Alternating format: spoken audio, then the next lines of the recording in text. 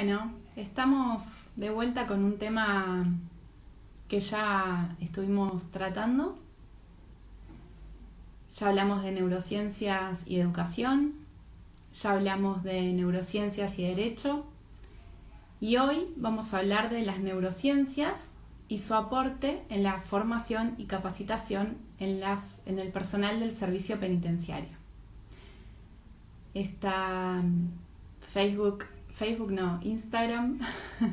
Instagram me está invitando a nuestros seguidores para ver si alguien se quiere empezar a sumar. Como siempre en estos espacios de académica, lo que queremos hacer, nuestra intención es formar, son espacios de formación, de capacitación, para empezar a conocer otras realidades, otras perspectivas de la misma realidad tal vez. Así que bueno, vamos a darle un minutito a nuestro invitado para que se conecte. No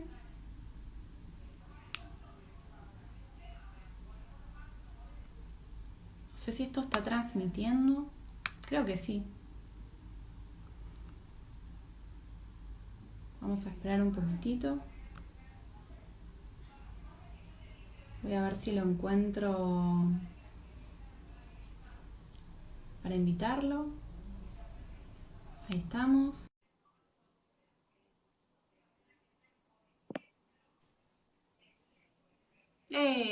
Perfecto, ahí estamos. Ahora sí. Oh, hola Carolina, ¿me escuchas?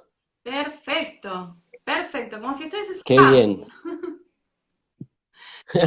Bueno, qué bueno compartir estos escenarios contigo y con las personas que nos van a seguir. Muy complacido desde Colombia, acá atento a todas las, digo yo, preguntas que haya, ¿no? Porque frente a este tema salen muchas dudas e inquietudes. Entonces, acá atentos, Carolina, me alegra mucho saber de vos y el proyecto tan maravilloso que manejas, ¿no? Bueno, muchas gracias. Es un esfuerzo bueno, que se ve materializado todos los días. La verdad es que por suerte tenemos muchos seguidores, muchas seguidoras que siempre están atentos, que replican lo que nosotros vamos subiendo, vamos comentando. Bueno, venía diciendo antes de que te sumes que el tema de neurociencias realmente es un tema que lo venimos trabajando bastante, sobre todo en estos espacios en vivo. Como te había comentado, habíamos hablado de neurociencias y educación, habíamos hablado de neurociencias y derecho. Y bueno, y la verdad que este tema que me propusiste para este vivo me pareció sumamente espectacular, porque poco se habla de todo lo que tiene que ver con la formación del personal del servicio penitenciario, ¿no?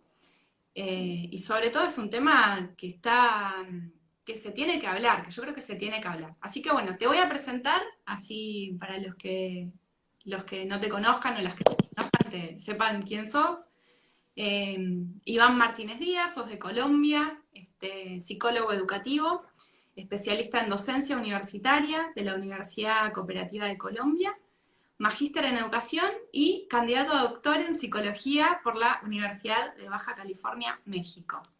También, bueno, tenés una formación especializada en derechos humanos, liderazgo ejecutivo, educación socioemocional y neuroeducación.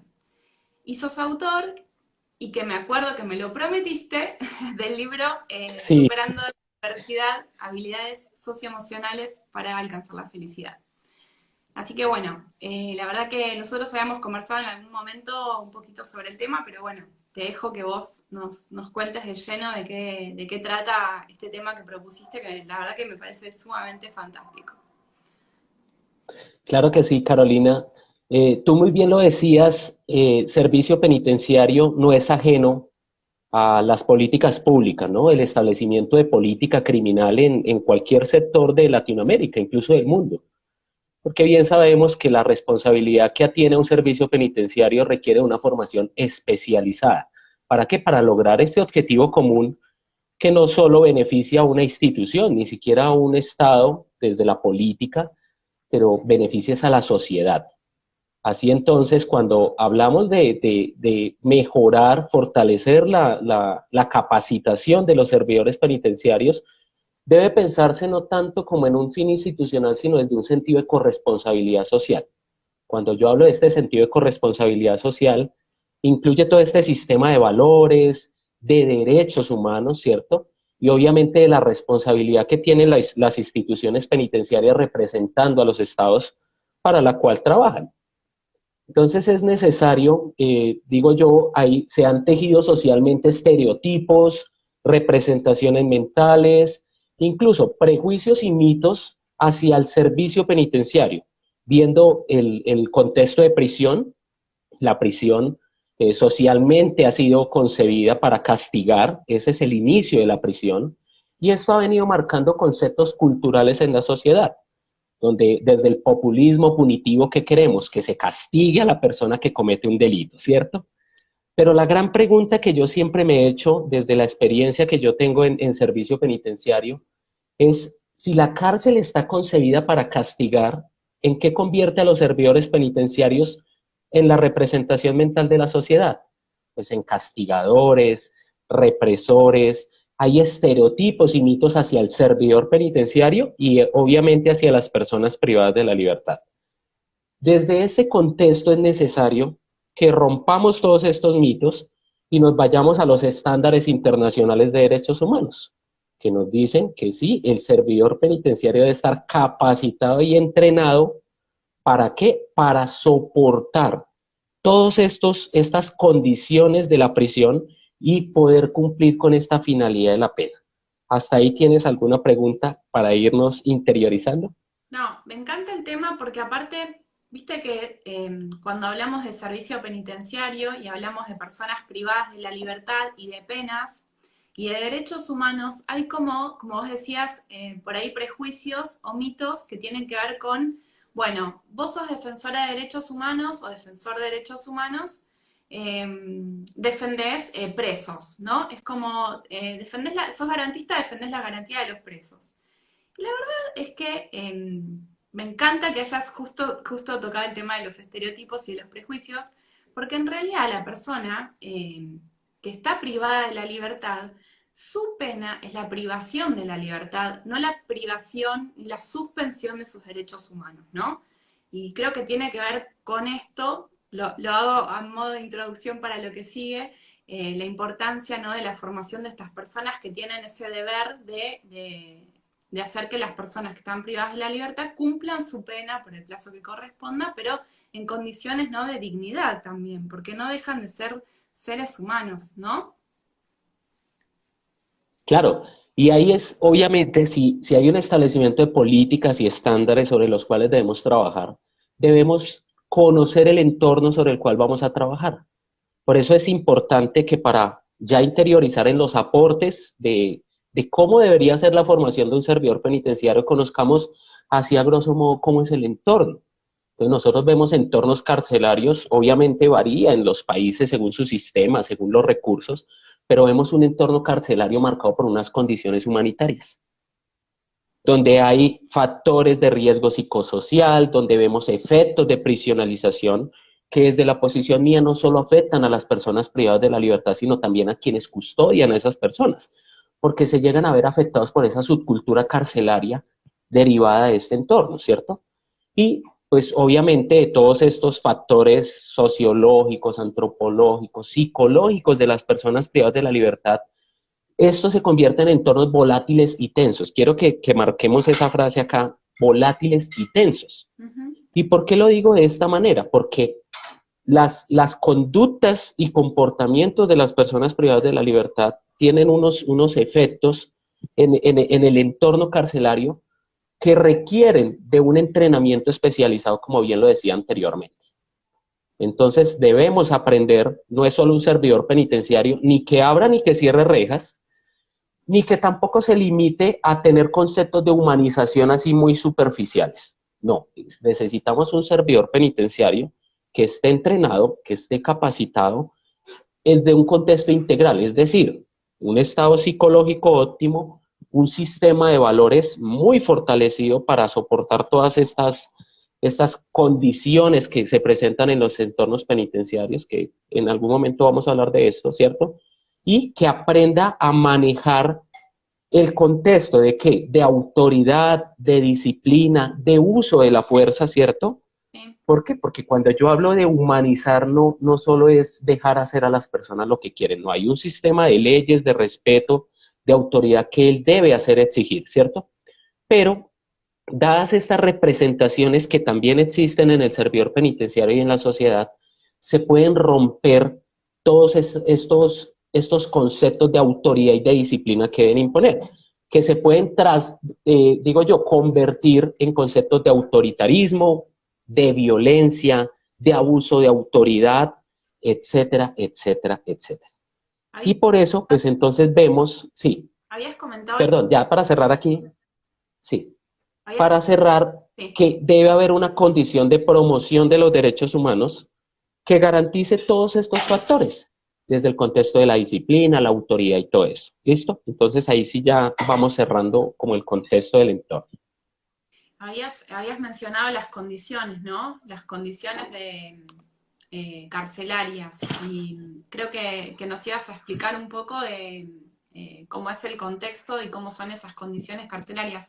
Vamos a pensar que las personas que van a ver tal vez después este vivo, que ha grabado siempre, eh, por ahí no tienen tanto manejo de términos o de la realidad que se vive en ámbitos carcelarios. Entonces yo te pido que nos cuentes un poco, sobre todo desde tu experiencia, cuáles son esas condiciones que se viven en estos tipos Ah, claro, delitos. Claro, porque imagínate que vos sabés mucho de este tema y sí. nosotros casi nada, entonces estaría bueno poder meternos un poco de lleno en cómo son las condiciones, a qué se ven, qué tienen que enfrentar el servicio penitenciario como institución del Estado, ¿no?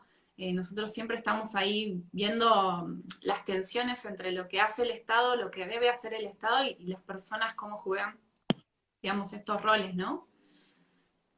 Claro, mira. Hablamos de factores de riesgo psicosocial, de todos los factores del entorno que afectan la mente, las emociones de las personas, el bienestar de las personas. Entonces, notablemente, pues vemos que las cárceles están marcadas ¿por qué?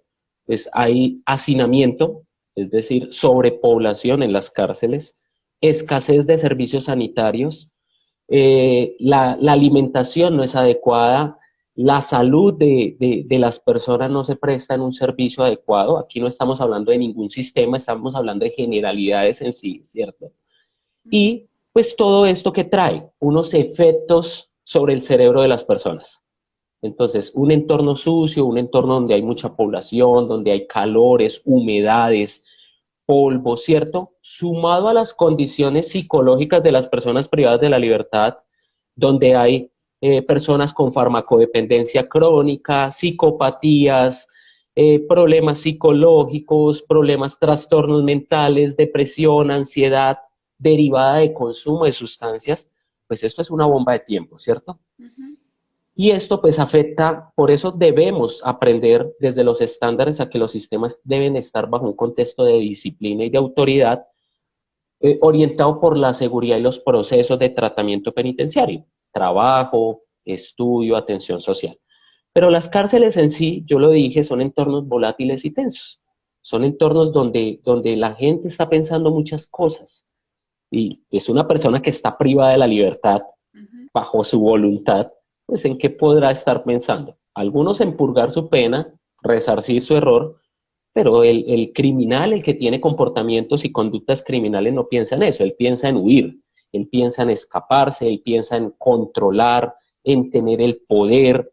Entonces, por eso se ven corrupción, por eso se ve manipulación, por eso se ve coacción, por eso se ven delitos al interior de las prisiones. Eso es un ambiente carcelario en sí.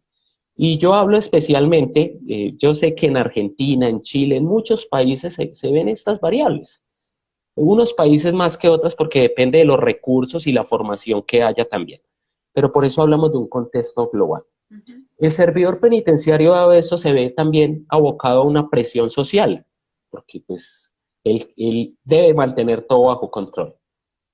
Debe garantizar derechos, pero también debe tratar de mantener disciplina. Uh -huh. Entonces debe buscar el equilibrio. También hay presiones laborales, traslados de unidades, condiciones laborales que no son adecuadas, turnos extenuantes, y todo esto se me convierte en una bomba de tiempo que afecta la salud psicológica física y mental de estos dos actores, ¿cierto? Trabajadores y personas privadas de la libertad, el comportamiento y la conducta de ellos también, y los procesos misionales, derechos humanos, seguridad penitenciaria, tratamiento, atención social. Esto para irnos interiorizando. Y dentro de estos factores hay unas condiciones también, ¿cierto? Que vemos cuando no hay capacitación adecuada, cuando no hay políticas adecuadas de tratamiento de seguridad penitenciaria, incluso cuando no se trabaja bajo los lineamientos constitucionales o de estándares internacionales, pues se presentan unas condiciones, extralimitación en el uso de funciones, los protocolos de actuación en el restablecimiento del orden, la disciplina y el uso de la fuerza no están actualizados, hay inadecuada percepción de la autoridad y la disciplina, entonces se puede presentar violencia al interior de los establecimientos, hay adecuado liderazgo penitenciario y así sucesivamente. ¿Qué me ocasionan qué? Me ocasionan pues fallas en los servicios penitenciarios, ¿cierto? Fallas.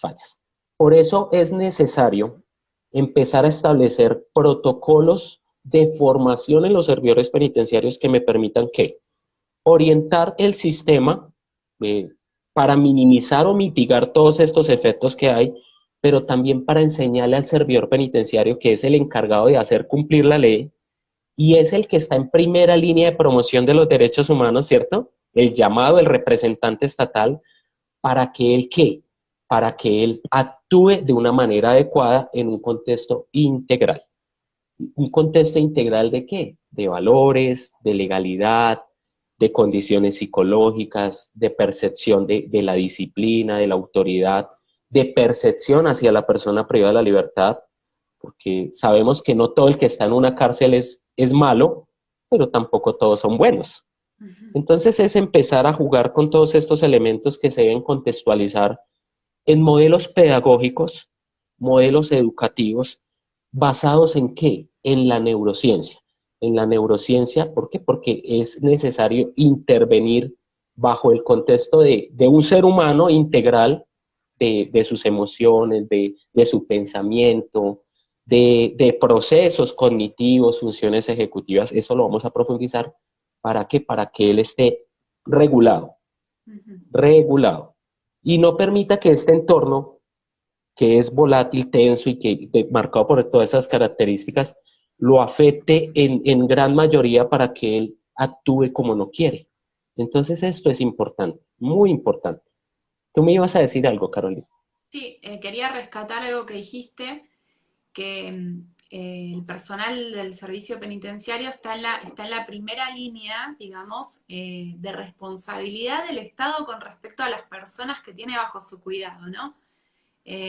Vos hablaste de estándares que seguramente vas a profundizar, pero rescato en esta parte casi introductoria esto de el personal penitenciario es el primer garante, ¿no? De los derechos humanos de las personas que están ahí. Y esto como premisa bueno, ¿no? Para lo que nos vas a contar ahora seguramente, que tiene que ver con los aportes de la neurociencia en este aspecto. ¿Qué herramientas, digamos, nos van a permitir, bueno, supongo que minimizar un poco este ambiente tenso del que nos estás hablando, ¿no? Claro, totalmente. Pero todo parte desde su formación, ¿no? Obviamente es necesario que durante todo el servicio penitenciario él esté en reentrenamiento constante. ¿Y por qué lo decimos? Yo aquí subrayé algo sobre lo cual pues he trabajado, ¿no? He trabajado sobre un proyecto que se ha realizado en servidores penitenciarios en Colombia y es restablecer lo que es cultura, hábitos y costumbres. Entonces siempre yo te hablaba de factores sociológicos, antropológicos, psicológicos, es decir, cultura, representaciones, forma de actuar, ¿cierto? Ujú. Pero ¿por qué yo hablo de cultura, hábitos y costumbres? Porque un servidor penitenciario puede pasar por una formación en una escuela, pero si él llega a un entorno donde hay unas condiciones características, vamos a suponer un barrio pobre, la gente que vive en un barrio marginado tiene un cerebro diferente al cerebro de una persona que vive en un ambiente sano. ¿Por qué? Porque desde la neurociencia hablamos de plasticidad cerebral, es decir, la capacidad que como seres humanos tenemos de adaptarnos a diferentes entornos. Entonces es necesario que si él se adapta a unas condiciones de disciplina, de formación, basado en todo esto que hablamos, en un rango de derechos humanos prioritariamente, de dignidad, de corresponsabilidad social, él mantenga eso a lo largo de su formación. Pero pues es necesario iniciar por la formación, ¿cierto? ¿Cómo debe ser la formación de un servidor penitenciario? Es necesario establecer un perfil.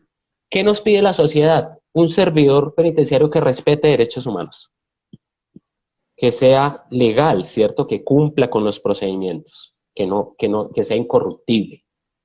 Pero yo más allá de eso digo que más allá de un sistema de valores, un sistema de normas, un sistema de enseñarle qué es lo que no debe hacer, él debe mejorar unas condiciones para soportar ese entorno. Por eso te hablaba de procesos cognitivos básicos, funciones ejecutivas, emociones y demás.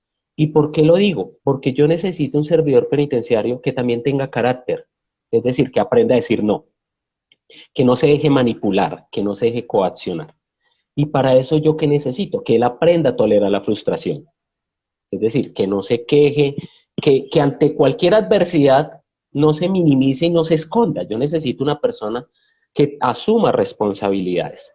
Pero para que él asuma responsabilidades debe estar entrenado también en no abusar del uso de la fuerza y de ver a la otra persona con empatía, comunicación asertiva, comunicación afectiva, de ver al otro como un ser humano.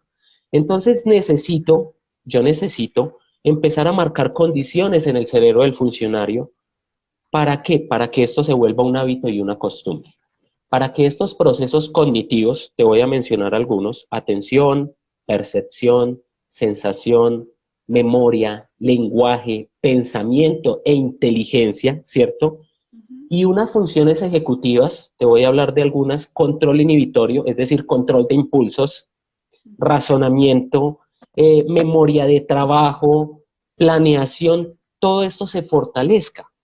Porque está claro que una persona, y discúlpame que lo diga de esta forma, del común, un ciudadano del común que no tiene entrenamiento, va a entrar a una cárcel y el sistema lo va a absorber. El sistema, todo este entorno tenso, violento, los comportamientos agresivos de las personas privadas de la libertad, las conductas de estas personas que tienen conductas delictivas, pues lo van a querer manipular. Entonces él tiene que estar fuerte. Y por eso necesitamos que él desarrolle un contexto desde estos procesos de su cerebro, es decir, desde su proceso de pensamiento, la gestión de las emociones. Cuando yo hablo de gestión de emociones, aquí interviene mucho el proceso de inteligencia emocional. ¿Para qué? Para que él ante cualquier, digo yo, provocación, una amenaza, que alguien lo trate mal, que haya un motín, que haya cualquier cosa, él no actúe de una manera agresiva, él no actúe instintivamente, porque aquí hay condiciones en nuestro cerebro, hay sistema de defensa y cualquier ser humano lo tiene. Si a ti te van a agredir, ¿tú qué haces? Pues tú reaccionas. Hay agresividad o hay violencia. Entonces yo necesito entrenar a este funcionario más que en un sistema de valores y normas, también en sus condiciones psicológicas. ¿Para qué? Para que él empiece a soportar este sistema y desarrolle habilidades, competencias y destrezas que le permitan actuar de una forma adecuada en un contexto de legalidad sin abusar. Ya para darte el paso, porque yo sé que empiezan a surgirte preguntas, mira lo que pasa en algunas fuerzas policiales, que cada vez ve uno. Cuando hay manifestaciones en la calle o alguien está agresivo, ellos tratan de actuar como quieren, pero como no tienen entrenamiento en gestión emocional, pues se dejan provocar y se desborda la violencia. Entonces ya después que vienen agresiones, abusos de autoridad, etcétera, etcétera, etcétera. Que obviamente esto perjudica a quién? Es al Estado y perjudica el contexto de derechos humanos. Perjudica el contexto de derechos humanos porque las actuaciones no se hacen bajo un marco de sujeción, ¿cierto? Las personas privadas de la libertad están bajo una sujeción de derechos frente al Estado. Es decir, no podemos dejarlos hacer lo que ellos quieren, pero hay una restricción de derechos que no pueden limitarse en su núcleo esencial del derecho que tiene como ser humano. Pero que hay unas condiciones que son necesarias ¿para qué? Para evitar que todo esto se desborde.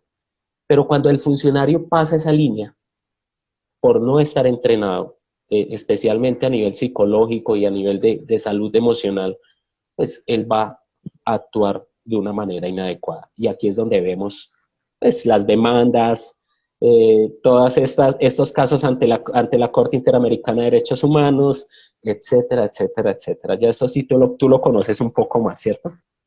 Sí, sí, totalmente.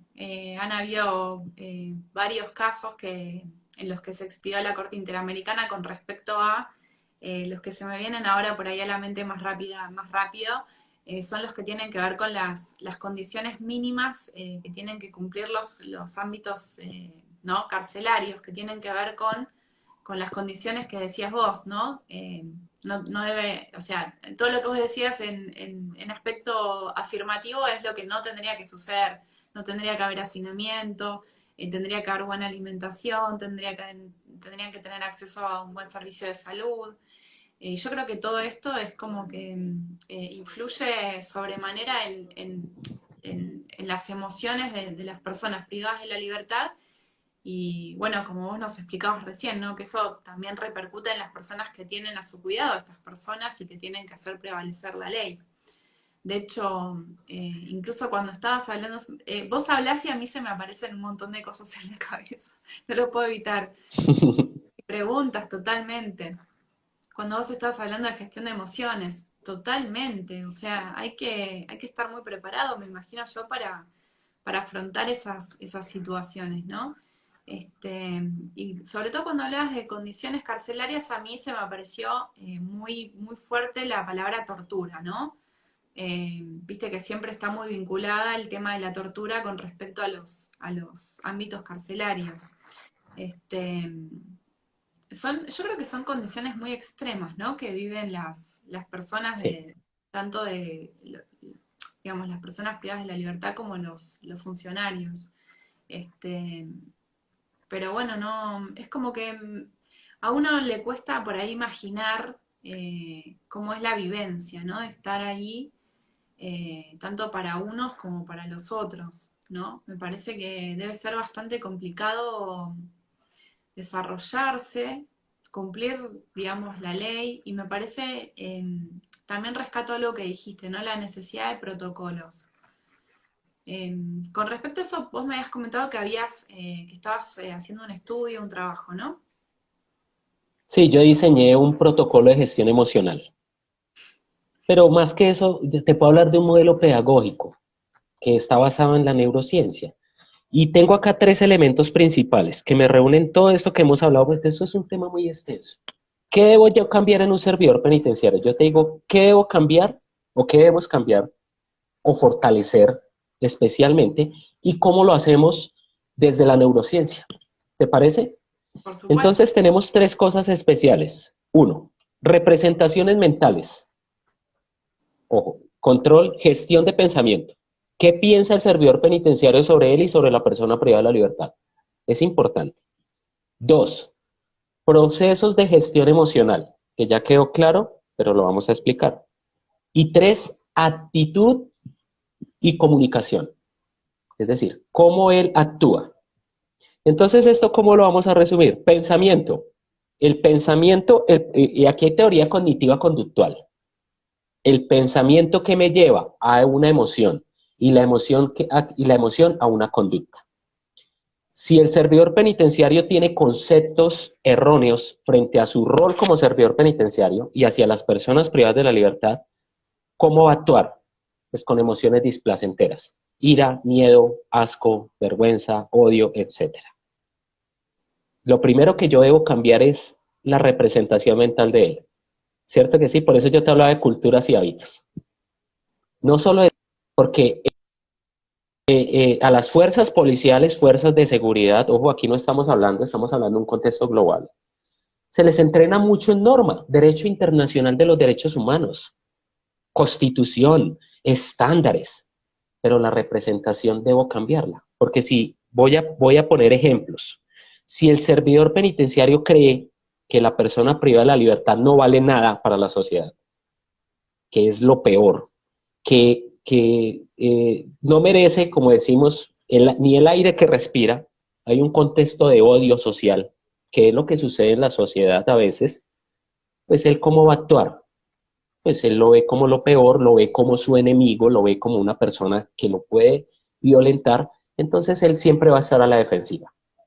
Hay emociones displacenteras, ¿cierto? ¿Y cómo va a actuar? Pues va a actuar con violencia, con odio. Aquí puede aparecer todo este concepto de tortura, tratos crueles, inhumanos y degradantes, etcétera, etcétera. ¿Listo? ¿De dónde debo empezar? De la representación mental. Por eso yo hablaba que el servidor penitenciario debe vivir en un contexto donde esté viendo lo adecuado, no lo inadecuado. Entonces él en su formación, ¿qué debe ver? Lo que se le predica, pero lo aplica. Si a él se le habla de respeto, pues en la formación de él se debe respetar. A él no se le puede estar hablando de un contexto diferente, no, a él hay que aterrizarlo en la realidad, a él hay que decirle que el entorno penitenciario es violento, pero que requiere una responsabilidad ética, moral, capacitación física, etcétera, ¿cierto? Este concepto de pensamiento, ¿cómo lo hago? Con un sistema de valores, con líneas de doctrina y filosofía penitenciaria que estén orientadas ¿a qué? A un enfoque de derechos humanos, enmarcado en el contexto de derecho internacional de los derechos humanos, a un concepto de valores institucionales, a un concepto de cultura e identidad penitenciaria para que él entienda que su rol no es abrir y cerrar rejas, ni cuidar personas, sino resocializar personas, un contexto de corresponsabilidad social. Que si él hace bien su trabajo y él se esmera y él ayuda a la persona bajo ese contexto de legalidad, pues eso va a beneficiar a la sociedad. No lo va a beneficiar solo a él, sino a la sociedad, ¿cierto? Cuarto elemento, o quinto elemento, habilidades socioemocionales y comunicativas, donde él aprenda ¿qué? A gestionar sus emociones en las actuaciones, pero a comunicarse con los demás, bajo contextos de comunicación asertiva, comunicación afectiva, empatía, habilidades sociales, que aquí, cuando hablamos de habilidades sociales, ojo que aquí te voy a tirar la primera perla. Hablar de derechos humanos para mí es hablar de habilidades sociales. Empatía, respeto, liderazgo, interés por los demás, compasión, etcétera, etcétera. Cuando yo logro que él gestione sus emociones adecuadamente y no se extralimite, no es que no actúe, porque él debe actuar como funcionario encargado de hacer cumplir la ley. Pero cuando él, desde ese concepto de comunicación, en el momento de que ya ha hecho un procedimiento y tiene habilidades sociales, las tiene claras, hay garantía a los derechos humanos. Carolina, ¿tú qué crees? Cuando él gestiona sus emociones y actúa en un marco ético de valores y habilidades sociales, ¿hay respeto a los derechos humanos? Yo ¿Qué creo crees tú? que no puede no haberlo. Digo, creo que, como vos decías recién, la premisa para hacer respetar y respetar los derechos humanos tiene que ver con esto, con la empatía sobre todo. Algo que falta tanto Sí. hoy en día, por lo que nosotros estamos trabajando tanto para que poder de alguna manera visibilizar también, ¿no? Es como que lo que no se conoce es como que no existe, lo que no se nombra tampoco existe. Entonces, me parece que tenemos esta tarea de visibilizar y generar la empatía desde el Claro, conocimiento que hace la otra persona, no el otro. Viste que hay toda una teoría con to- cómo construimos al otro. totalmente. Entonces acá, ahí es donde yo te digo cómo entra la neurociencia. Si yo necesito cambiar representaciones mentales, podemos hablar de un concepto de programación. Yo debo programar al ser humano. ¿Programarlo cómo?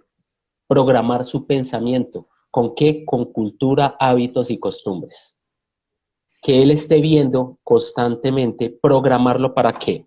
Programarlo para que él aprenda a soportar este medio y este entorno volátil y tenso. programarlo para que él entienda que todas las personas no son iguales y que debe tener habilidades para manejar a cada uno diferente, ¿cierto? Ujú. Entrenarlo en gestión emocional. Cuando yo hablo de programación, hablo de qué?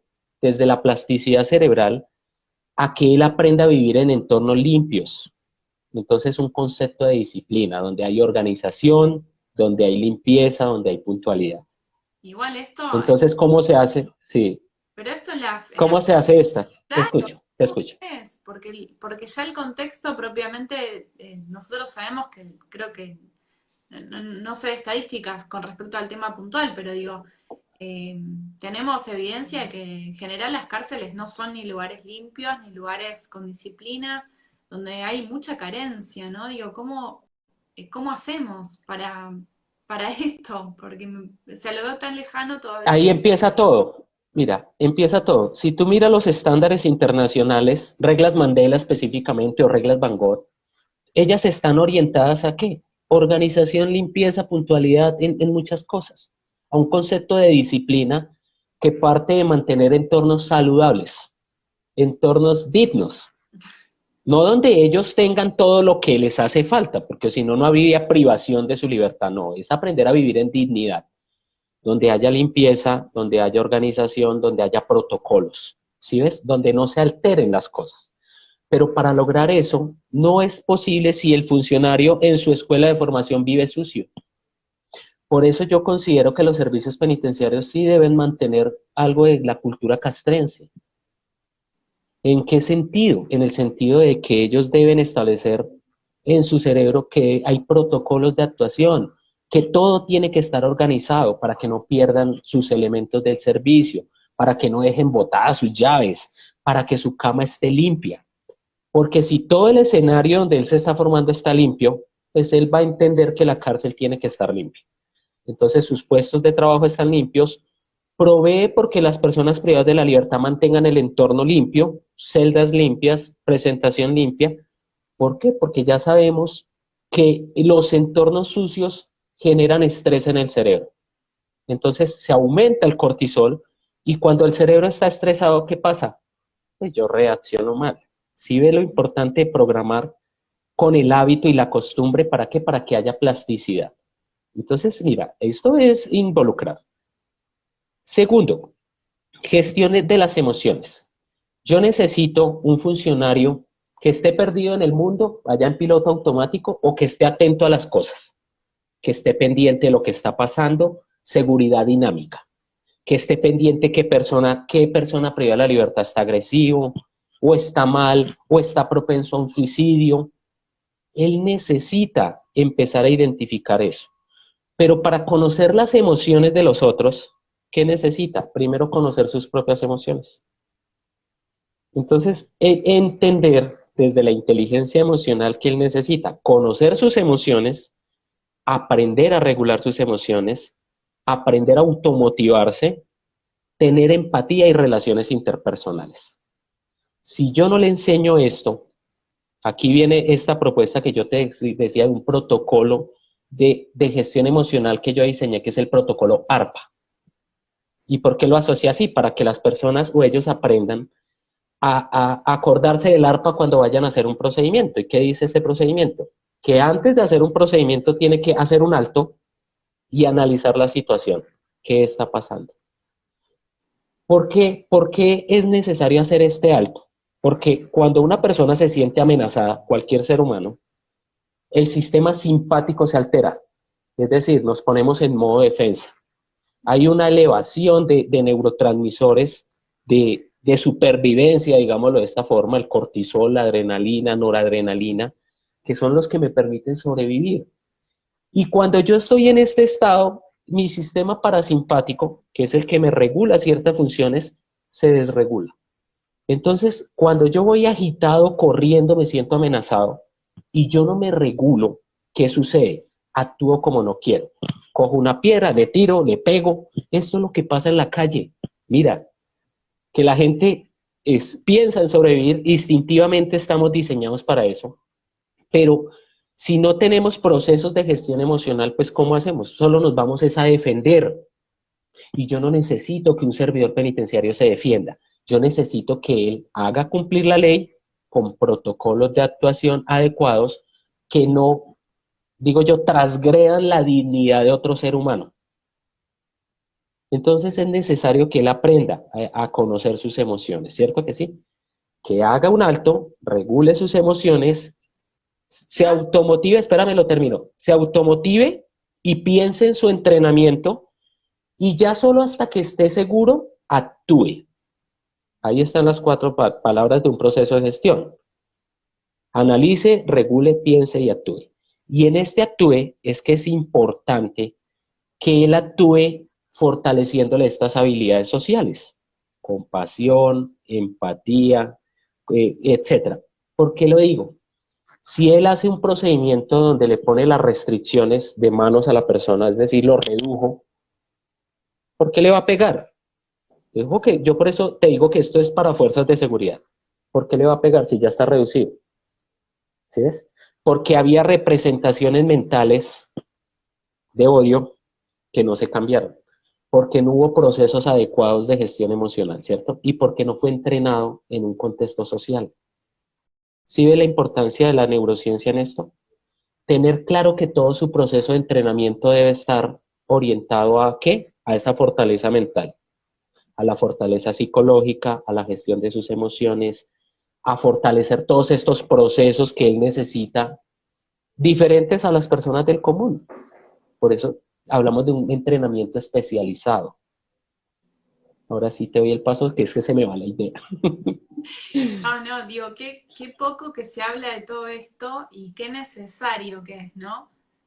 O sea, a medida que vos estabas hablando, se me representaba sobre todo, bueno, nosotros ahora estamos hablando puntualmente del personal del servicio penitenciario, pero la verdad es que, como sabemos, todas las personas que en algún punto representan la voluntad del Estado, que son la primera cara del Estado, ya sea en una mesa de entradas en un juzgado, en una comisaría para recibir una denuncia o en la dependencia que sea, digo, qué necesario, ¿no? Que es estar realmente formado en esto, porque eh, la verdad que me pareció fantástico el tema de manejar nuestras propias emociones para poder realmente manejar las situaciones que pueden ser adversas o entender al otro, poder escuchar al otro y en función de eso garantizar, ¿no? El respeto de los derechos. La verdad que me encanta. Estos temas a mí me encantan mucho, me parecen súper necesarios.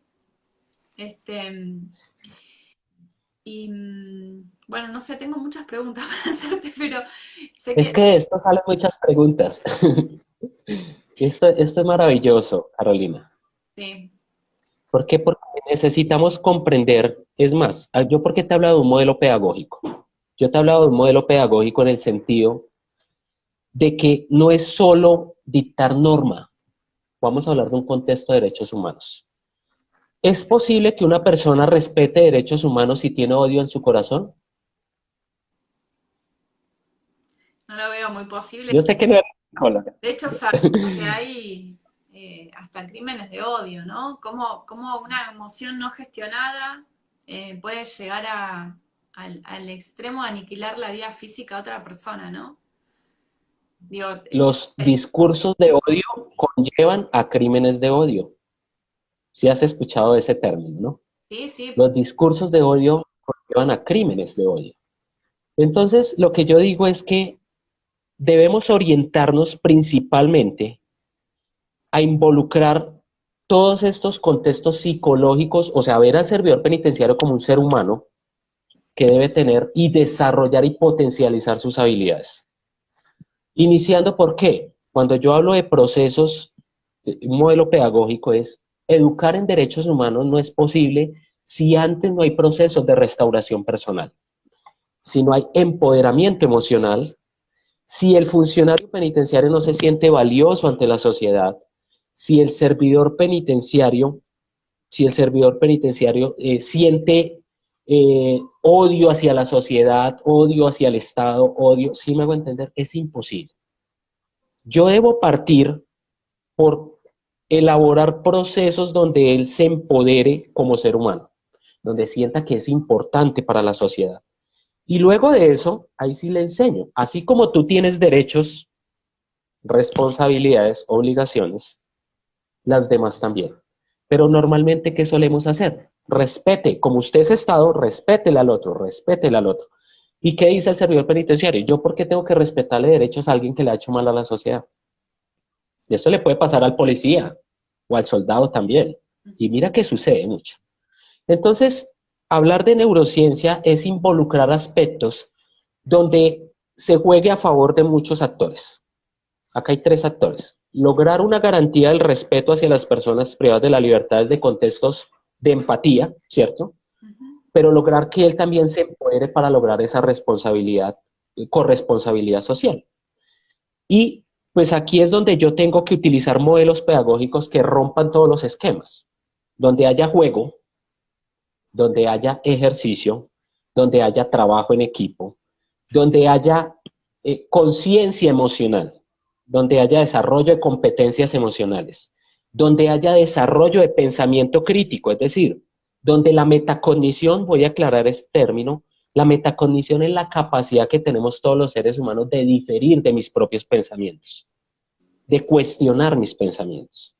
Entonces, donde no hay pensamiento crítico, donde solo hay modelos autoritarios, donde se me dice, usted tiene que hacer esto, y yo digo, pero ¿por qué tengo que hacerlo?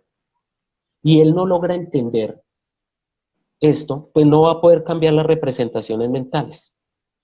Es necesario que la formación de los servidores penitenciarios sea integral en todos sus aspectos, pero ¿por qué yo hablaba de ejercicio? Porque el ejercicio me activa el cerebro. El ejercicio forja la voluntad, el ejercicio mejora la capacidad de creación, de creatividad. El juego me ayuda a interpretar la vida de una manera diferente. Y cuando hay emoción, el juego generalmente, ¿qué me genera? Emociones. Cuando hay emociones, hay atención. Y cuando hay atención, hay aprendizaje. Esto te suena mucho a la charla que hiciste con el doctor Hernán Aldana. Sí, Totalmente. total, Estaba justo en eso. Y aparte, sí, ojo.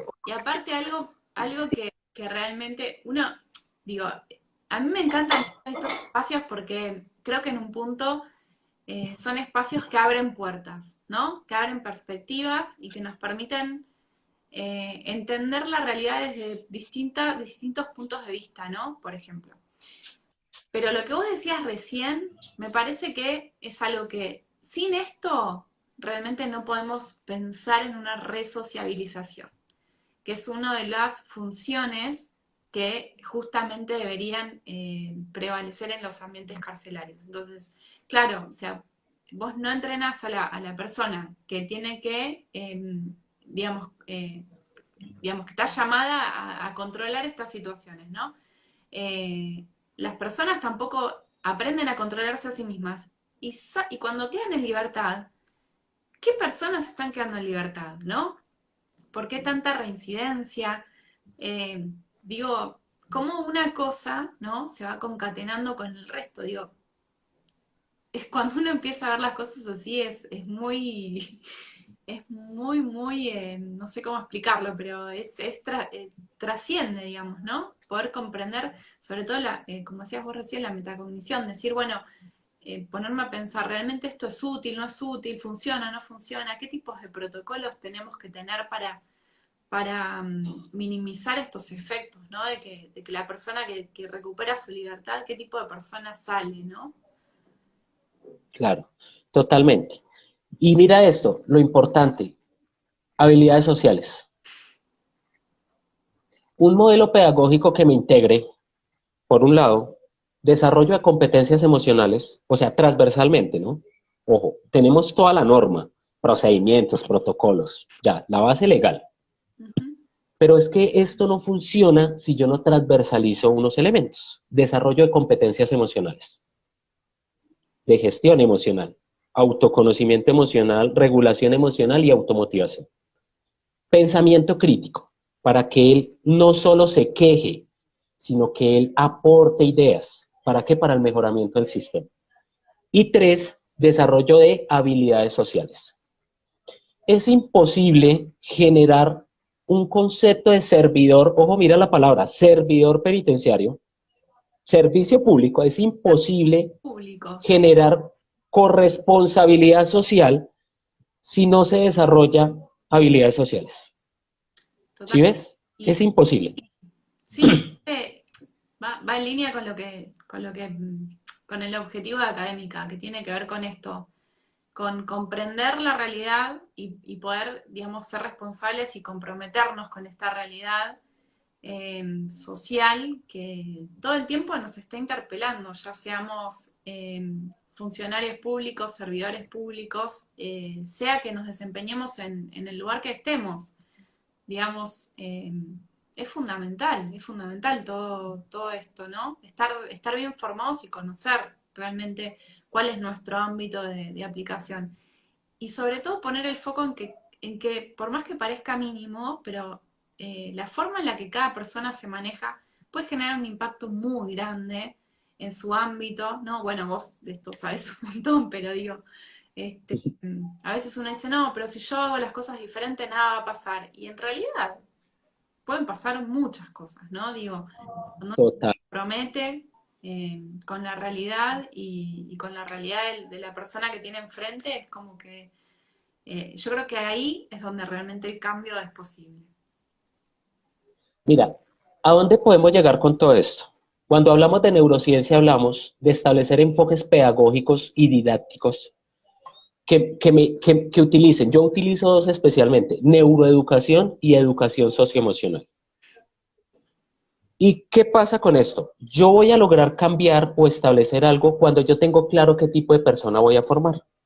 Te voy a hablar así a grosso modo de cómo debe ser el perfil de un servidor penitenciario, que respete los derechos humanos, que sea fuerte mentalmente, que sea ágil y adaptable, que tolere la frustración, que gestione sus emociones, que cuente con habilidades sociales, que cuente con habilidades comunicativas, que actúe con ética y valores y que cumpla procedimientos. Eso es un perfil. ¿Cómo lo vamos a lograr? Pues entonces, estrategias. Yo tengo que enseñarle a ser disciplinado, a ser organizado, limpio y puntual. Yo le enseño a ser organizado y limpio, él va a ser un funcionario que va a promover la organización y la limpieza en los establecimientos. ¿Sí ves? ¿Sí? Yo le enseño, yo le mejoro sus procesos de atención, sus procesos cognitivos. Entonces es un funcionario que no está pasivo, no tiene un cerebro pasivo, sino que él está atento a todo, él está pendiente de todo. Él percibe todo. Él está generando constantemente dudas, inquietudes, está haciendo metacognición en la cárcel. Él constantemente está regulando sus emociones si hay entrenamiento continuo. Ojo, aquí no es solo la formación, sino el reentrenamiento. Si en el reentrenamiento a él se le está inculcando constantemente esto, ¿por qué las personas que son más exitosas son las que más inteligencia emocional tienen? Porque todos los días tienen hábitos, costumbres. ¿Sí ves? Total. El cerebro no aprende si no hay ensayo y si no hay error. Aquí hay autores como Stanislas de Jaén, que él nos dice que el cerebro aprende de cuatro maneras. Uno, cuando hay compromiso activo. Es decir, cuando el cerebro está activo. Un cerebro pasivo no aprende. Entonces, en la formación de los servidores penitenciarios, ¿qué necesitamos? Funcionarios ágiles, que estén en constante entrenamiento físico, que en los protocolos de acondicionamiento físico, de orden cerrado, de seguridad de todo, constantemente se están desarrollando estos procesos cognitivos y las funciones ejecutivas.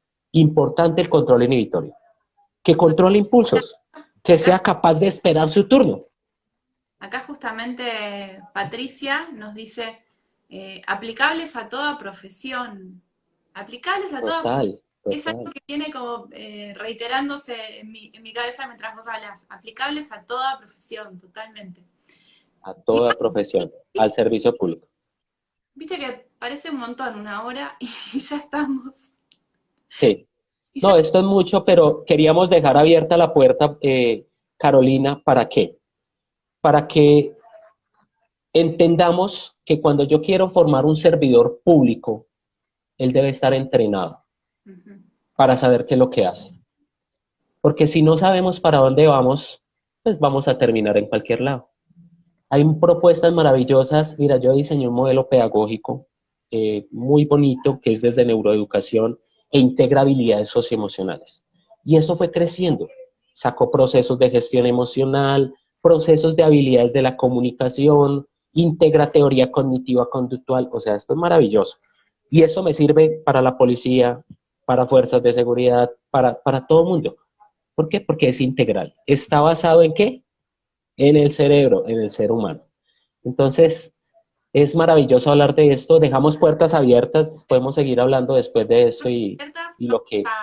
después te vamos a etiquetar para que quienes vean después el video en otro momento se puedan contactar con vos. La verdad que sé que tenés un montón de información y la verdad que está buenísimo que la puedas transmitir. Así que bueno, te agradezco. La verdad que charlar con vos es sumamente apasionante. A mí me encanta, me quedaría hablando horas, ya sabes. Así que bueno, beso para Colombia y te agradezco Bueno, infinitamente. muchas gracias para ti y para todos. Y es posible garantizar derechos humanos. Y yo solo quiero cerrar con esto. Yo quiero que cuando hablemos de derechos humanos no hablemos de victimizar a nadie. Desde la postura, incluso tú sabes que el libro que escribí que se llama Superando la Adversidad está muy enfocado a esto. Humanizar a una persona es volverlo fuerte para que aprenda a sobrevivir en un mundo que le puede llegar a romper el corazón. Socialmente victimizamos mucho, pero no le damos las herramientas a las personas para que superen las adversidades. Y para superar las adversidades tenemos que enseñarles a que hay que cambiar de pensamiento. Hay que aprender a ser más inteligentes y ágiles emocionalmente y hay que establecer propósitos de vida. Con eso, la persona la humanizo, es decir, la enseño a vivir en un mundo que es caótico, que es difícil. No podemos seguir viendo el mundo como algo utópico, que es maravilloso, que es bonito. No, el mundo va a ser bonito en la medida de que yo esté bien. Ujú. Pero yo veo, y esto es una crítica que yo hago, muy respetuosa, para muchos defensores de derechos humanos. No victimicemos a nadie, enseñémoslo a salir de sus problemas. Eso es como el que le da moneda todos los días a alguien. Y durante 20 años, él vivió a punta de las monedas que le dieron. Pero nadie le enseñó a que él debía levantarse, progresar, trabajar, ayudar a los demás. Entonces, ese concepto de derechos humanos desde neurociencia me enseña a que soportemos todas las adversidades de la vida y no nos quejemos tanto, sino que busquemos más acciones y tomemos más decisiones. Es eso. Muchas gracias a ti, Carolina, por todo y estamos prestos acá para todo lo que haya que hacer. Un abrazo para todos, Gracias, para todos. abrazos y gracias. Chao, cuídate mucho. Nos vemos. Chao, Caro.